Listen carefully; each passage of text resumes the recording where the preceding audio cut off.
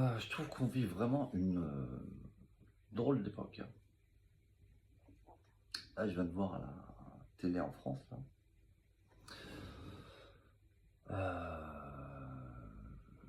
une membre du Rassemblement national allait critiquer le nouveau Front populaire, l'accuser d'antisémitisme.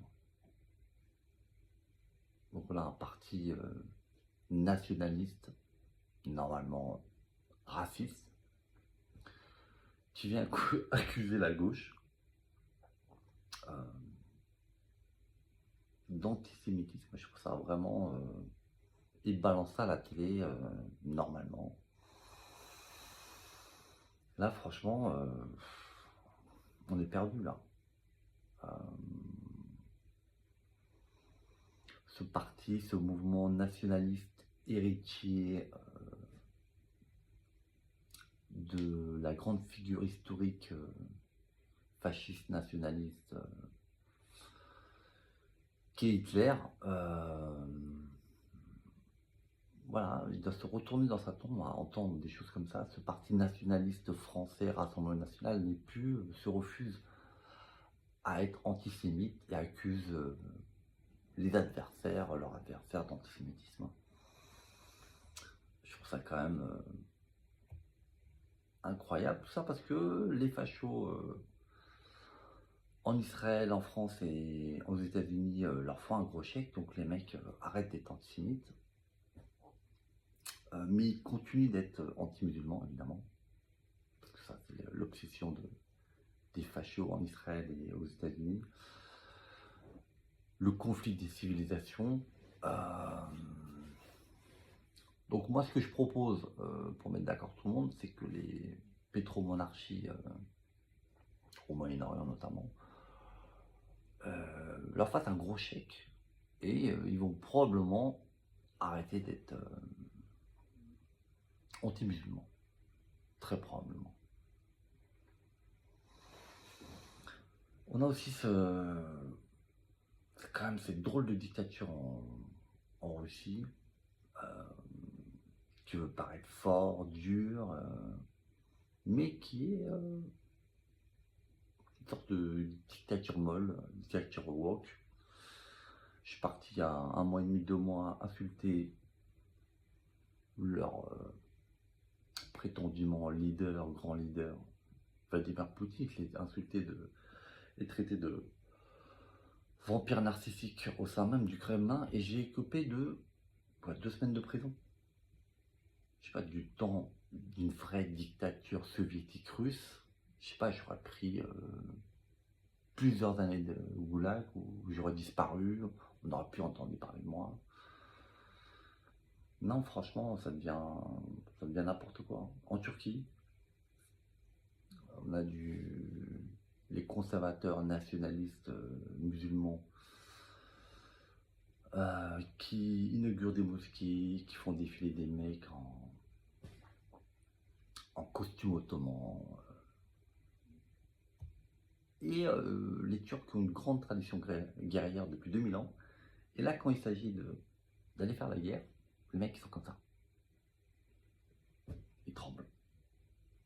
Vraiment, c'est du quoi? C'est du nationalisme turc woke en fait. Quand il s'agit d'aller inaugurer des mosquées, là, les mecs ils sont là, ils parlent, très très fort pour parler. Après, pour défendre l'islam en action, il n'y a plus personne. Ah, les talibans, c'est pareil. On a des talibans woke maintenant en Afghanistan. Avant, les talibans, les mecs, on les respectait, on les craignait. C'était des vrais djihadistes, quoi.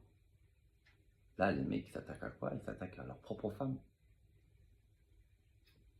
Là, pour aller défendre les musulmans, les Palestiniens à Gaza, là, il n'y a plus personne. Non, ça devient vraiment, vraiment, vraiment, vraiment n'importe quoi.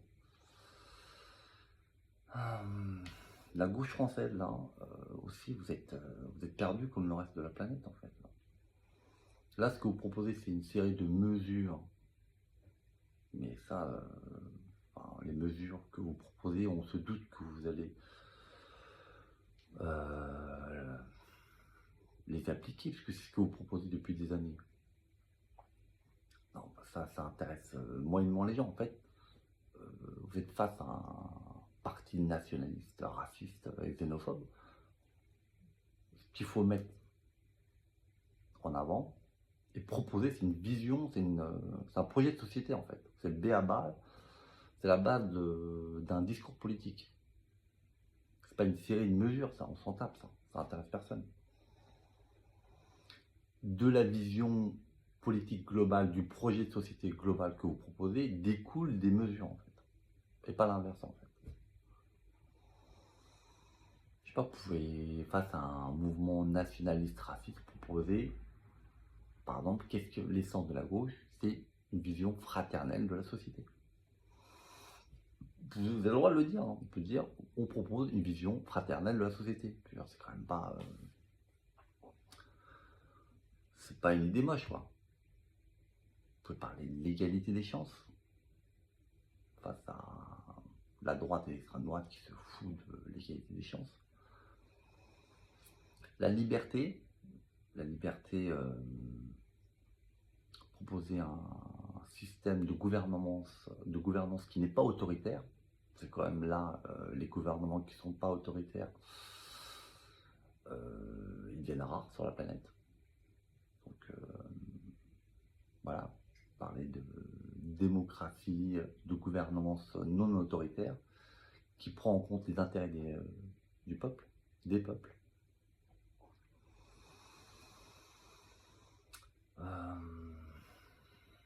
Bon, on va pas parler, évoquer le mot justice, parce que là, ça va virer à l'hystérie politique, parce que là, dès qu'on prononce ce mot, ça y est, les mecs, ils ont peur de finir en prison, donc enfin, on va y aller calmement.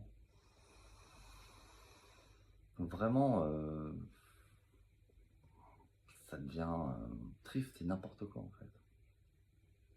Les nationalistes français, là, franchement, ce wokisme, vous êtes tombé dedans, en fait, comme tout le monde, c'est triste.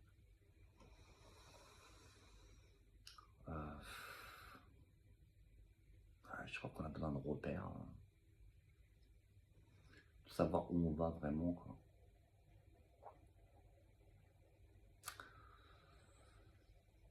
J'entendais ce sale bouffon de François Bayrou dire il y avait Rima Hassan, une députée palestinienne à côté de Jean-Luc Mélenchon. Il ne faut pas importer le conflit israélo-palestinien en France. Mais les fachos juifs en France et les fachos juifs d'Israël le font très très bien. Ils l'ont déjà importé, en fait. Ça fait des mois que leur porte-parole fachos là développent leur propagande nauséabonde dans les médias français. Je veux dire, ils l'ont déjà fait, en fait. Et je rappelle à ce bouffon soi-disant chrétien, c'est encore un chrétien woke, en fait, ce qu'est l'essence du christianisme, et c'est ça le bouffon, là. Je parle à François Bayrou, peut-être certains se reconnaîtront, c'est défendre l'opprimé, en fait. Je remets à entendre de sa bouche quelques mots peut-être pour les Gazaouis, les Palestiniens qui sont massacrés là depuis des mois et qui sont opprimés depuis des décennies. Peut-être en tant que chrétien, en tant que disciple des enseignements de Jésus, peut-être tu auras un mot pour eux, en fait. Non mais c'est du copinage politique, je sais pas. Les mecs sont paumés, perdus, quoi. Je trouve ça triste, quoi. Franchement, entre ces chrétiens qui savent plus défendre les enseignements du Christ, ces musulmans qui savent plus défendre l'islam et les musulmans, l'humanité, les humanistes, voilà, qui défendent pas assez l'humain. Je pense que c'est un genre de signe de la fin des temps. Voilà, franchement, à quel point vous êtes paumés, corrompus et stupides. C'est vraiment en avant, quoi. Mais un autre monde est possible, en fait. C'est lorsque vous arrêtez d'être aussi con et de mauvaise foi, en fait.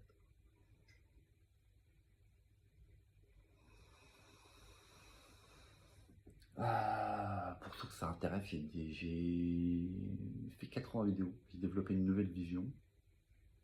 Euh, Après, ça suppose de la bonne foi, en fait, et de la bonne volonté, évidemment.